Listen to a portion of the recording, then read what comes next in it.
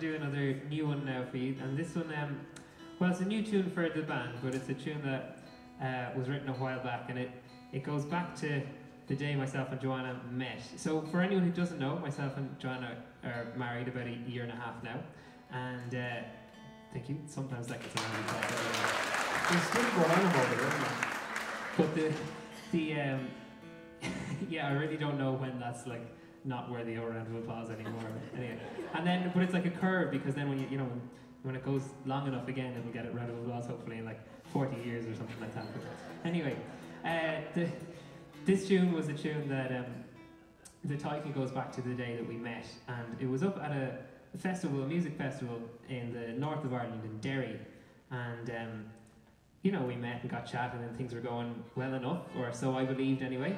And but the problem was that I needed to get myself to the bathroom or to the restroom as quickly as possible. But sort of I was afraid that, you know, Joanna might go off and get chatting to someone else, or you never know what might happen. So as a sort of a symbol that I was definitely returning, I left my 3/4 full drink with her, like a pint that was 3/4 full. So I left that with Joanna as a symbol that I was definitely returning.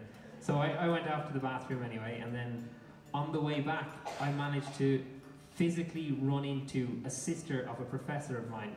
So, and in the process managed to knock over her drink, and it smashed all over the floor. So I sort of like panicked and was like, okay, get this mopped up, go to the bar, get her a drink back, and then I can get back to Joanna. That was the thought process. But of course, the cue for Joanna to walk into the room was when I was at the bar, and essentially Joanna walks into the room and I'm just at the bar with another woman.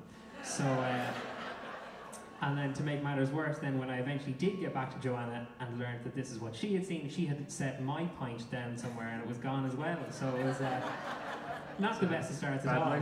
Well, I'll just give a bigger perspective. I was having a very lovely time with Tig. He left, and then suddenly all the people I was with left to go out to the smoking area, so I was left inside the room by myself holding 2 pints, and I didn't think that looked too great. So I went out looking for Tig and saw him with this other lady at the bar and thought, he was being so polite about wanting to exit the conversation, so I read it in an entirely different way. But it all worked out. He said many pints since. Anyway, the following Christmas, my present to Joanna was I wrote this tune, and it's called Lost Pints.